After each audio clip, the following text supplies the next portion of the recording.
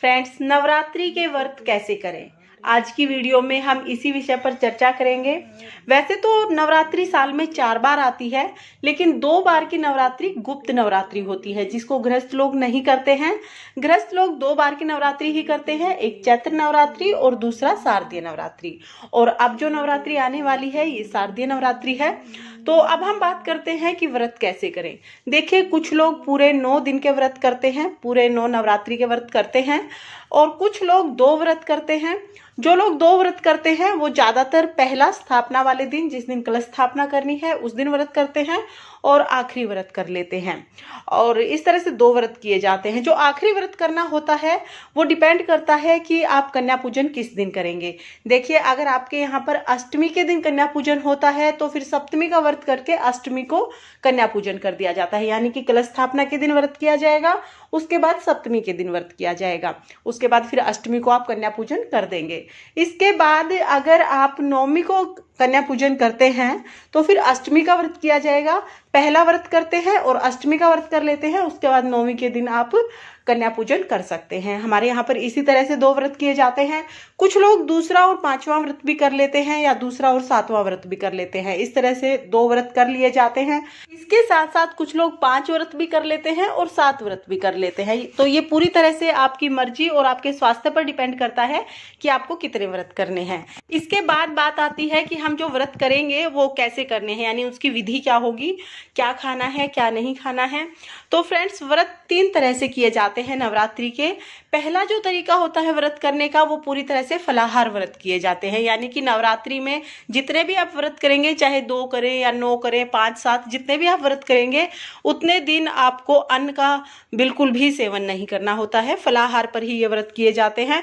फलाहार में आप कुट्टू का आटा खा सकते हैं, और सिंघाड़े का आटा खा सकते हैं, अरारोट का आटा खा सकते हैं, और इसके अलावा शामक के चावल खा सकते हैं, कोई भी फल खा सकते हैं, और साथ में ही आप डेयरी प्रोडक्ट्स जैसे दूध से बनी हुई कोई भी चीज़ खा सकते हैं। ये चीज़ें खाई जाती हैं।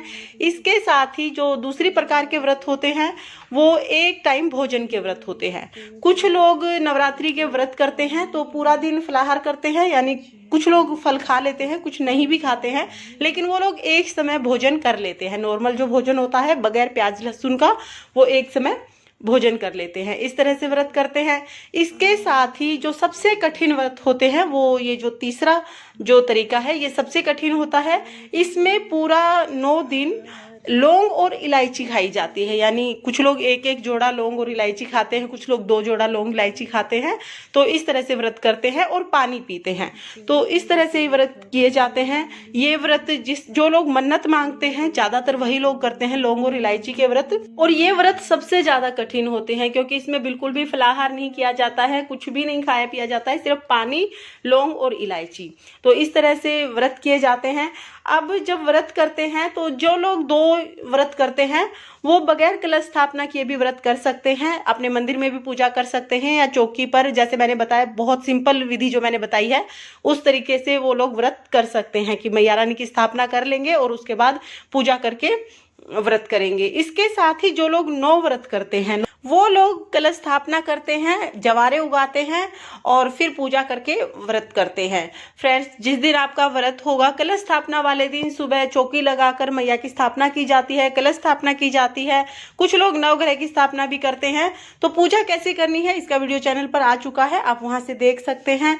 पूजा करने के बाद दिन में जो लोग फलाहार के व्रत करते हैं वो दिन में फलाहार कर सकते हैं।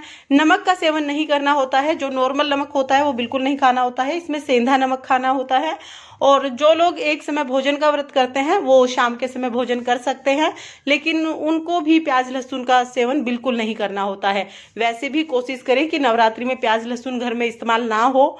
साथ ही अगर आपने नवरात्रि के व्रत किए हैं तो जब आप व्रत की पूजा करें उसके बाद जो प्रसाद आपने मैया रानी को चढ़ाया है वो आप किसी कन्या को जरूर खिलाएं।